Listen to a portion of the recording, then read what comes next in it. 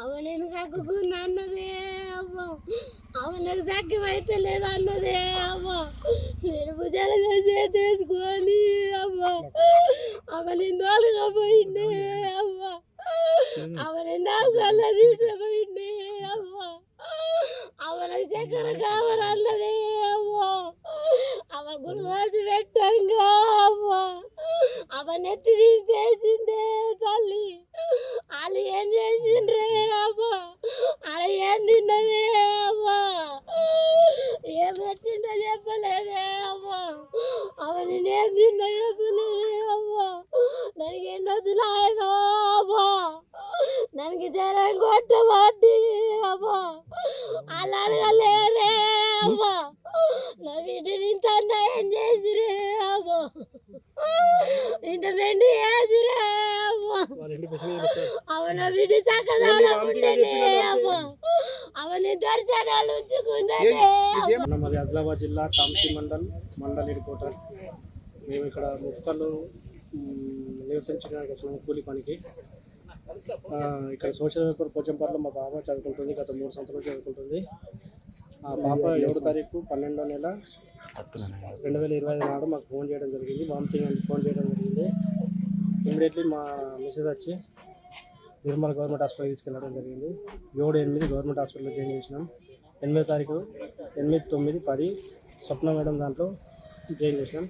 దాని తర్వాత serious ventilator పైన సీరియస్ కాగానే నీలోఫర్ హాస్పిటల్కు 10వ తారీఖు నాడు తీసుకెళ్ళాం. ఇక్కడ Niloufer Lakdikapul, red lake area, Red Hills area.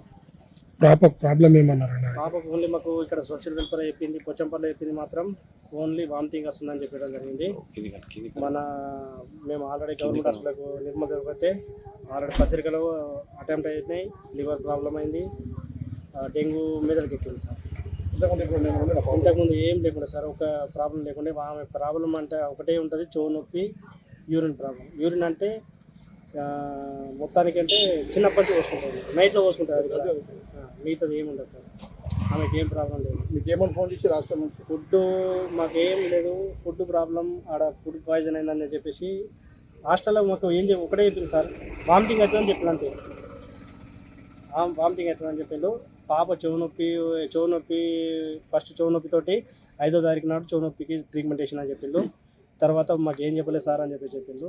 Only మాకు వామిటింగ్ అవుతుందని చెప్పిండు అంతే. గవర్నమెంట్ హాస్పిటల్ తీసుకెళ్తే అక్కడ పసిరికలు వెళ్ళినాయి. అప్పుడే మాకు ఆల్రెడీ మాకు రిటర్న్ చేయాలి, మీరు పేరెంట్స్ అయినా మీరు అని చెప్పి మేడం హాస్టల్కి డోర్కి వచ్చాం సార్ అంటే కూడా వాళ్ళకు కూడా బుద్ధి లేదా, సార్లకు బుద్ధి లేదా, వాళ్ళకి తెలియదా, వాళ్ళకి ఇంత నెగ్లెక్ట్ చేసిందా అని చెప్పేసి కూడా మొత్తానికి అక్కడ ఉన్న సార్ అన్నారు. రివ్యూ డాక్టరే మంచి నాకు పర్సనల్గా కూడా సూపరింటెండెంట్ సార్ పిలిపించి మరీ చెప్పిండు, నాకు పాప కండిషన్ సీరియస్ ఉన్నది. పర్సనల్గా పిలిపించి సార్, మీకు నిజం చెప్తున్నాను, నాకు పర్సనల్గా పిలిపించి సార్ ఛాంబర్ మాట్లాడిపించింది. నాకు ఏమన్నాడు? సార్ ఛాంబర్ పాప కండిషన్ సీరియస్ అయిపోయింది, మీరు ఇమ్మీడియట్లీ గాంధీ హాస్పిటల్ లేకుంటే నీలోఫర్ హాస్పిటల్ మీకు తగినంత ఇక్కడ తీసుకెళ్తా అక్కడ తీసుకెళ్ళండి అని చెప్పి 24వ తేదీ వెళ్ళింది. 27వ తేదీ మళ్ళీ మాకు స్కూల్లో రిపోర్ట్ చేసింది సార్. మళ్ళీ తర్వాత అమ్మాయి ఇయర్ పెయిన్తో హెచ్ఎస్ మేడంని కన్సల్ట్ చేసింది. ఇయర్ పెయిన్ అనగానే తను ట్రీట్మెంట్ ఇచ్చిన తర్వాత మళ్ళీ ఇమీడియట్గా పిహెచ్సికి తీసుకెళ్ళింది. ప్రైమరీ హెల్త్ కేర్ సెంటర్ తీసుకెళ్ళిన తర్వాత అక్కడ టాబ్లెట్స్ అవి ఆ ప్రిస్క్రిప్షన్ రిపోర్ట్ ఇది పిహెచ్సిలో చూపించింది. పిహెచ్సిలో చూపించిన తర్వాత మళ్ళీ అమ్మాయికి 6th రోజు మార్నింగ్ వామిటింగ్ అయింది. వామిటింగ్ కాగానే ఇమీడియట్గా పేరెంట్స్కి ఇన్ఫర్మేషన్ ఇచ్చినాము. పేరెంట్స్కి స్టేబుల్ కండిషన్లోనే మేము అప్పచెప్పినాము. అమ్మాయి నడుచుకుంటూ వెళ్ళింది. తర్వాత పేరెంట్ మాకు 9th రోజు వరకు ఏం చెప్పలేదు. 9th తర్వాత మాకు చెప్పగానే మేము ఇమీడియట్గా రెస్పాండ్ అయ్యి 1 గంటల వరకు మా స్టాఫ్ అందరూ 4 స్టాఫ్ అక్కడే ఉండి ఇమీడియట్గా ఆమెను వేరే హాస్పిటల్ షిఫ్ట్ చేయడం జరిగింది. హెల్త్ స్టేటస్లో మాత్రం మాకు తెలిసినప్పటి నుంచి మేము కంప్లీట్గా ఆమెకు సపోర్ట్ చేస్తూనే ఉన్నాము. పేరెంట్ నిర్ణయం ఆధారంగానే ఆమె కంప్లీట్గా అంటే హెల్త్ ఎలా చేద్దాం ఏం చేద్దాం అని పేరెంట్ నిర్ణయం ఆధారంగానే మేము పైన వేరే హాస్పిటల్స్కి పంపించినాం సార్. దీంట్లో మా తప్పు అయితే ఏం లేదు. మా తప్పు జనరల్గా అంటే 600 మంది 14 మంది పిల్లలు మేము మెయింటైన్ చేస్తున్నామని అంటే వాళ్ళు ఫుడ్ ఇంకేదేదో అని కంప్లైంట్ చేస్తున్నారు. అవన్నీ తప్పు. అసలైన తొలి వెలుగు. ఫాలో వాట్సాప్ @తొలి వెలుగు official.